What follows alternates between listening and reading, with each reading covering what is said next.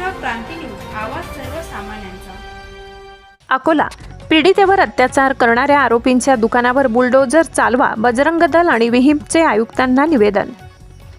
City कोतवाली police ठाण्याच्या हद्दीत एका हिंदू महिलेवर झालेल्या अत्याचार आणि धर्मांतराच्या दबावाच्या निषेधार्थ बजरंग दल आणि विश्व हिंदू परिषद आक्रमक झाली आहे। या प्रकरणातील मुख्य आरोपीच्या अवैध दुकानावर तात्काळ कारवाई करून ते हटविण्यात यावे या मागणीसाठी दोन्ही संघटनांच्या वतीने अकोला महानगरपालिका आयुक्तांना जाहीर निवेदन दिले। या निवेदनात नमूद करण्यात आले की गुन्हा रजिस्टर क्रमांक 92/2026 नुसार दाखल असलेल्या या प्रकरणातील मुख्य आरोपी परी बिंदीघर या दुकानाच्या माध्यमातून महिलांचे शोषण करत होता। सदर दुकान आणि त्या परिसरातील अन्य दुकाने ही अतिक्रमित असून अवैध असून त्या ठिकाणी सातत्याने महिलांची छेडछाड केली जाते। भीतीपोटी अनेक महिला तक्रार देण्यास पुढे येत नाही। अशा समाजकंटकांना वेळीच चाप न लावल्यास भविष्यात कायदा व सुव्यवस्थेचा गंभीर प्रश्न निर्माण होईल असा इशारा हिंदुत्ववादी संघटनांनी दिलाय। या मागणीसाठी संघटनांच्या पदाधिकाऱ्यांनी अकोला महानगरपालिका प्रशासनाकडे पाठपुरावा सुरू केला असून त्वरित कारवाई न झाल्यास तीव्र आंदोलनाचा पवित्रा घेण्याचे संकेत दिले आहेत। या संपूर्ण प्रकरणाचा तपास सध्या अकोला पोलीस करत असून अवैध बांधकामाबाबत महानगरपालिका काय भूमिका घेते याकडे सर्वांचे लक्ष लागले। अतिशय गंभीर विषय आहे।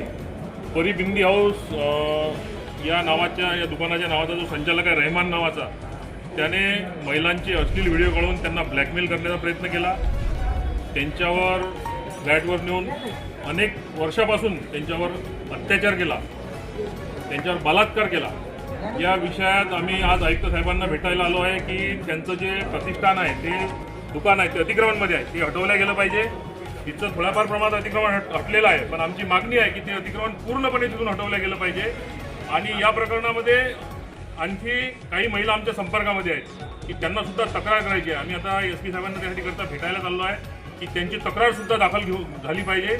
आणि अनेक महिला यामध्ये पीडित असण्याची शक्यता आहे। त्या सर्व महिलांना मी आवाहन करतो की त्यांनी बजरंग दलाला विश्व हिंदू परिषदेला येऊन भेटावं। आम्ही त्यांच्या तक्रारी दाखल करून घेऊ, त्यांना न्याय मिळवून देऊ आणि त्यांचं नाव कोणत्याही ठिकाणी येणार नाही याची मी त्यांना कबुली देतो।